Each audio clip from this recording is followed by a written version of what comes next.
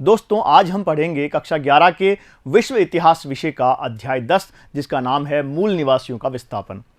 और आज के इस भाग में हम इस पूरे पाठ का, इस पूरे अध्याय का एक परिचय आपके सामने रखेंगे और ये बात करेंगे कि हम इस अध्याय में किन किन बिंदुओं का अध्ययन करेंगे और साथ ही ये बात भी आपको बताएंगे कि इसकी जो निरंतरता है वो किस प्रकार की है और इसकी पृष्ठभूमि क्या है और पिछले अध्याय से इस अध्याय को बांधने का, उसकी निरंतरता का प्रयास हम यहाँ पर करेंगे आज। और पहले ये बता दें आपको कि ये जो अध्याय 10 है, ये अध्याय 10 जो है वो हमारी पाठ्य पुस्तक जो विश्व इतिहास के कुछ विषय है उसका अंतिम इकाई है। और इस इकाई में हम मुख्य रूप से 3 अध्यायों को शामिल कर रहे हैं, जिसमें हम अध्याय 9, अध्याय 10 और अध्याय 11 का अध्ययन करेंगे। दोस्तों इससे पहले हम अध्याय 9 का अध्ययन कर चुके हैं, जिसमें हमने औद्योगिक क्रांति के बारे में अध्ययन किया था। दोस्तों आज हम जो ये अध्याय पढ़ रहे हैं, अध्याय 10, इसका नाम है मूल निवासियों का विस्थापन। दोस्तों ये जो इकाई है, इस इकाई 4 में हम अध्ययन कर रहे हैं मुख्य रूप से आधुनिकीकरण के रास्ते या आधुनिकीकरण की ओर, ये हमारी इकाई का नाम है। इसका मतलब ये कि हम इन तीनों अध्यायों में विशेषकर हम 18वीं से लेकर 2000 ईस्वी तक का अध्ययन इसमें हम कर रहे हैं, यानी कि हम 1700 से लेकर 2000 तक का जो कालक्रम है उसका अध्ययन इन पूरे तीनों अध्यायों में हम करेंगे। और इनमें हम ये देखेंगे कि किस प्रकार जो विश्व है वो आधुनिकीकरण के रास्ते पर चल पड़ा। यानी यहाँ हम उन घटनाओं का अध्ययन करने जा रहे हैं जो आधुनिक काल की प्रमुख विशेषताएं मानी जाती है। इस सबसे पहले हमने इसीलिए अध्याय 9 में औद्योगिक क्रांति जो है, जो एक प्रमुख विशेषता मानी जाती है आधुनिकीकरण की, उसका अध्ययन हमने किया था और ये देखा था कि किस प्रकार ब्रिटेन में औद्योगिक क्रांति हुई और उसके पहले चरण का अगुवा ब्रिटेन बना। उसके बाद दूसरे चरण की बात करें तो इसमें जर्मनी और संयुक्त राज्य अमेरिका ने इसका नेतृत्व किया था और उसके बाद ये औद्योगिक क्रांति जो है आज भी चल रही है, ऐसा माना जाता है। दोस्तों तो औद्योगिक क्रांति की हमने बात कर ली थी। तो इसके अलावा भी और भी बहुत सारी घटनाएं विश्व में हुई थी, जैसे कि हम बात करें कि कई क्रांतियां हुई, जैसे संयुक्त राज्य अमेरिका की जो स्वतंत्रता संग्राम की क्रांति हुई, फ्रांस की क्रांति हुई, ऐसी बहुत सी क्रांतियां हुई विश्व के अंदर जिन्होंने आधुनिकीकरण के रास्ते की और विश्व को लेके गई।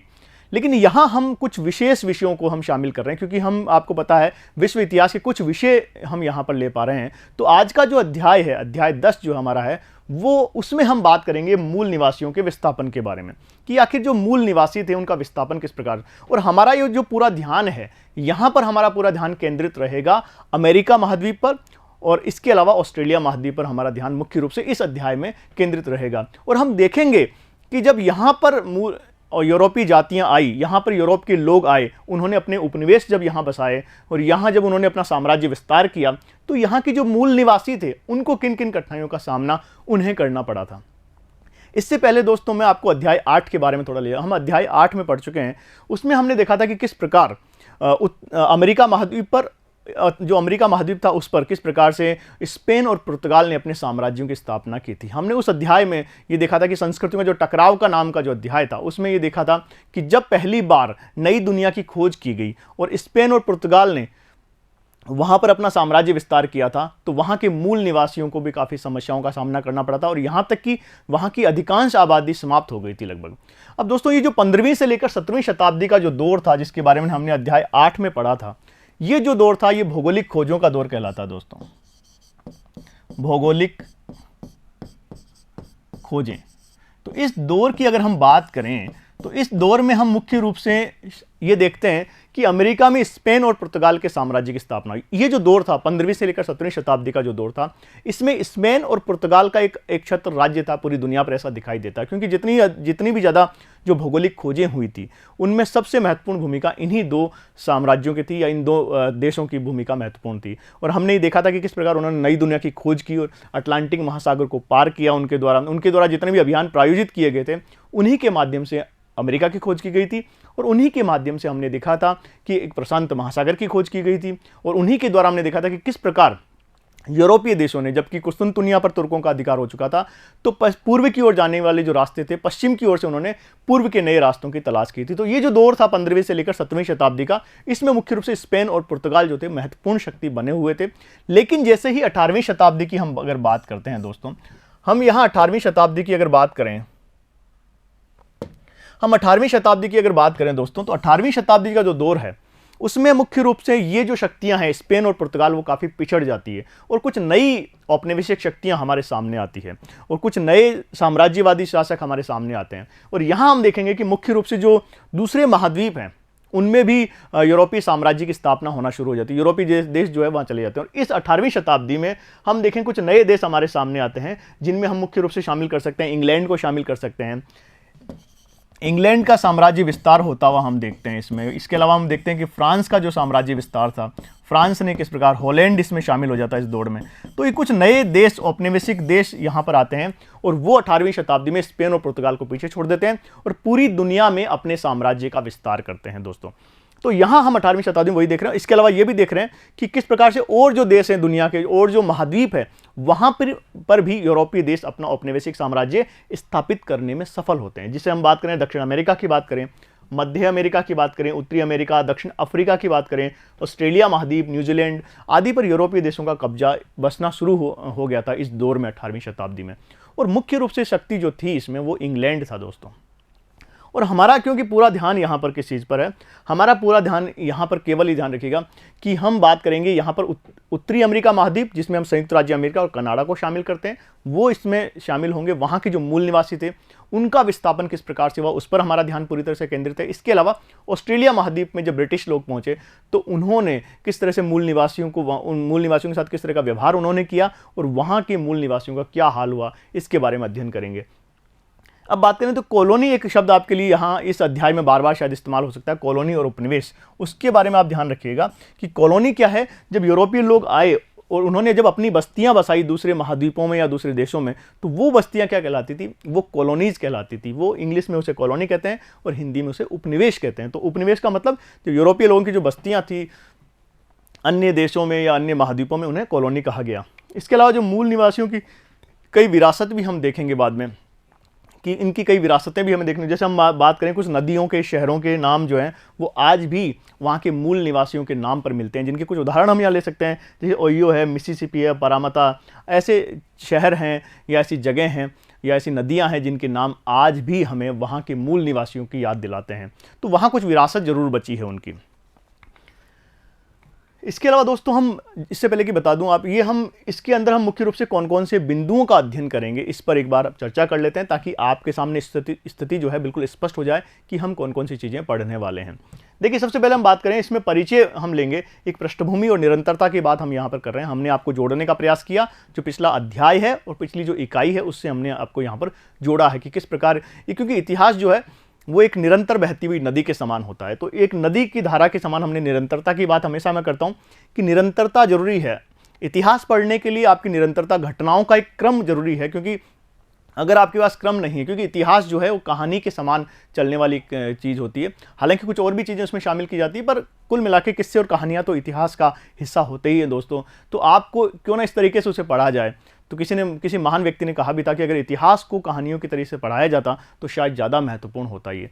तो वही बात हम कर रहे हैं कि यहाँ आपको निरंतरता की बात करेंगे और पृष्ठभूमि भी आपको बताने का प्रयास किया हमने परिचय में। इसके बाद हम यूरोपीय साम्राज्यवाद की बात करेंगे कि किस प्रकार यूरोपीय साम्राज्यवाद दुनिया के सभी देशों में फैला और उसका जो स्वरूप था हर महाद्वीप में, हर देश में अलग अलग था। वहाँ की परिस्थितियों के अनुसार था, वहाँ के भूगोल के अनुसार यूरोपीय लोगों ने वहाँ पर साम्राज्यवाद की स्थापना की थी। हम देखेंगे दक्षिण एशिया की बात करेंगे तो वहाँ अलग तरह का उनका साम्राज्यवाद है, अलग तरह का उपनिवेशवाद वहाँ पर है। और जबकि अब अफ्रीका की बात करें तो अलग तरह का उपनिवेशवाद है। तो यूरोपीय साम्राज्यवाद की जो अलग अलग विशेषताएं थी, इसका स्वरूप था, उसके बारे में हम अध्ययन करेंगे। इसके अलावा उत्तरी अमेरिका महाद्वीप की हम यहाँ मुख्य रूप से हम बात करेंगे। अभी आपको बताया उत्तरी अमेरिका महाद्वीप पर हमारा ध्यान केंद्रित रहेगा और ऑस्ट्रेलिया महाद्वीप पर हमारा ध्यान केंद्रित रहेगा। और वहाँ के जो मूल निवासी थे उनका सामना जब यूरोपीय लोगों से हुआ तो वो उन्होंने किस प्रकार का व्यवहार उनके साथ किया और उनका किस तरह से विस्थापन हुआ और उन्हें क्या क्या भोगना पड़ा, इस पूरी कहानी के बारे में अध्ययन करेंगे। तो उत्तरी अमेरिका महाद्वीप का जब हम अध्ययन करेंगे, वहाँ के मूल निवासियों के विस्थापन की जब हम बात करेंगे और वहाँ संयुक्त राज्य अमेरिका और कनाडा जैसे यूरोपीय राज्यों की स्थापना की जब बात करेंगे, तब हम क्या क्या बिंदु शामिल करेंगे। उसमें हम शामिल करेंगे एक तो वहाँ के जो मूल निवासी है, एक परिचय लेंगे वहाँ के मूल निवासियों का कि वो मूल निवासी आखिर कहाँ से आए और उनका जो प्रारंभिक जीवन था वो किस प्रकार का था। तो उनकी उत्पत्ति की बात हम करेंगे, उत्पत्ति की बात करेंगे और उनके जीवन यापन के जो तरीके हैं उनकी हम बात करेंगे, जीवन यापन के तरीके। उनकी अर्थव्यवस्था की, उनके समाज की बात करेंगे कि किस प्रकार का उन मूल निवासियों का रहन सहन था, और जब यूरोपीय लोग वहाँ आए तो उनका किस तरह से वो सब कुछ बदल गया, और उनके जो हस्तक्षेप यूरोपीय लोगों ने वहाँ किया उससे उनका पूरा जीवन बर्बाद हो गया, और वहाँ की जो मूल जनजाति थी लगभग समाप्त हो गई थी। यानी कि इसके बाद यूरोपीय लोगों से उन्होंने किस तरह से मुकाबला किया। अधिकांश तौर पर हम देखते हैं दोस्तों कि जो उत्तरी अमेरिका और दक्षिण अमेरिका महाद्वीप है, वहाँ पर वहाँ के जो मूल निवासी थे उन्होंने हिंसक प्रतिरोध, आमतौर पर इसका हिंसक प्रतिरोध नहीं किया था, बल्कि उन्होंने अपने जो नए यूरोपीय दोस्त आए थे उनका स्वागत किया था उन्होंने। जबकि यूरोपीय लोगों का जो व्यवहार था उनके प्रति बिल्कुल अलग तरीके का था। वो स्वार्थवश उन्होंने व्यवहार किया, वो मुनाफे कमाने के लिए उन्होंने अपने इन मूल निवासी दोस्तों के साथ व्यवहार किया दोस्तों। इसके अलावा पारस्परिक धारणाएं देखेंगे कि किस प्रकार उनकी आपस में चीज़ों को लेकर क्या धारणाएं थी, जैसे कि वस्तुओं को लेकर यूरोपियों की क्या धारणाएं थी, और जबकि जो वहाँ के मूल निवासी थे उनकी क्या धारणाएं थी। इस बात पर हम विचार करेंगे कि देखेंगे कि किस प्रकार पहाड़ों को लेकर, जंगलों को लेकर, नदियों को लेकर जो उनकी धारणाएं हैं अलग अलग देखने को मिलेगी। इसके अलावा अपनी ज़मीन से मूल निवासियों का बेदखली किस प्रकार से हुई, किस प्रकार से संयुक्त राज्य अमेरिका जैसा शक्तिशाली देश बना, और उस शक्तिशाली देश ने किस प्रकार से वहाँ के मूल निवासियों को पूरी तरह से खदेड़ दिया था और उन्हें पश्चिम में जाने को मजबूर कर दिया था। तो ये पूरी कहानी देखेंगे वहाँ के जो मूल निवासी है वो आखिर किस तरह से बेदखल किए गए, किस तरह के कानूनी रास्ते अपनाए गए, किस तरह के हिंसक रास्ते अपनाए गए, किस तरह के चालबाजियाँ उनके साथ की गई। तो इस तरह की चीज़ों का अध्ययन भी हम करेंगे। इसके बाद हम देखेंगे जो संयुक्त राज्य अमेरिका है वो गोल्ड रश की एक विशेष घटना जो है संयुक्त राज्य अमेरिका के इतिहास में बहुत महत्वपूर्ण है, क्योंकि गोल्ड रश की जो घटना है उसमें गोल्ड रश एक ऐसी चीज़ थी जब कैलिफोर्निया में, हम देखेंगे आगे जाके पूरी कहानी आपको बताएंगे कि कैलिफोर्निया में जब सोना मिलने की अफवाह फैली या सोना मिलने के संकेत मिले तो किस प्रकार से यूरोपीय लोगों की एक लहर पर लहर वहाँ पर आई, और इसकी वजह से संयुक्त राज्य अमेरिका का एक आर्थिक विकास को गति मिली। उसके बारे में हम यहाँ पर चर्चा करेंगे। इसके अलावा संवैधानिक अधिकार किस प्रकार 18वीं शताब्दी के अंतिम दौर में 1770 का जो दशक था उसमें किस प्रकार अमेरिका ने अपने औपनिवेशिक साम्राज्यवादी जो लोग थे यानी ब्रिटेन और फ्रांस के विरुद्ध एक अभियान चलाया, आज़ादी के लिए, स्वतंत्रता के लिए एक अभियान चलाया, और स्वतंत्रता न केवल प्राप्त की बल्कि अपना एक संविधान भी उन्होंने बनाया, और इस संविधान में कुछ अधिकारों का उल्लेख उन्होंने किया। लेकिन हम ये भी बात गौर करेंगे कि वहाँ के जो मूल निवासी है उनको इससे बिल्कुल दूर रखा गया। इसके बाद हम बात करेंगे बदलाव की लहर। ये जरूर देखेंगे कि बाद में लगभग 1960 के दशक में आकर, 1960 के दशक के बाद की अगर हम बात करें तो ये जो यूरोपीय लोग थे, जो संयुक्त राज्य अमेरिका के लोग थे, ऑस्ट्रेलिया के लोग थे, बाद में देखेंगे तो उनकी जो बदलाव है उनमें बदलाव की लहर आई। उन्होंने अपने जो यहाँ के मूल निवासी थे उनके प्रति उन्होंने नज़रिया बदला और उन्हें अपनी मूल धारा में शामिल करने का, मुख्य धारा में शामिल करने का प्रयास किया, और इसके लिए उन्होंने क्या क्या प्रयास किए उसके बारे में हम यहाँ पर अध्ययन करेंगे। ऐसा ही ऑस्ट्रेलिया के बारे में भी हम अध्ययन करेंगे। तो दो महाद्वीप जो है हमारे अध्ययन के केंद्र में रहेंगे, यहाँ पर ध्यान रखिएगा, उत्तरी अमेरिका महाद्वीप और ऑस्ट्रेलिया महाद्वीप, और यहाँ के मूल निवासी प्लस यहाँ के जो यूरोपीय लोग यहाँ आए उनका आपस में जो व्यवहार था, उनके पारस्परिक संबंध है, उन्हीं का ताना बाना है ये पूरा अध्याय दोस्तों।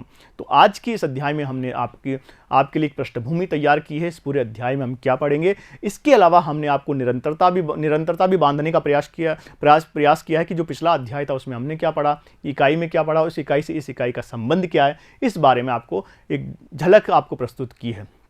आगे के भागों में इसके जो हमने महत्वपूर्ण बिंदु है उनको एक एक करके हम उनके बारे में अध्ययन करेंगे।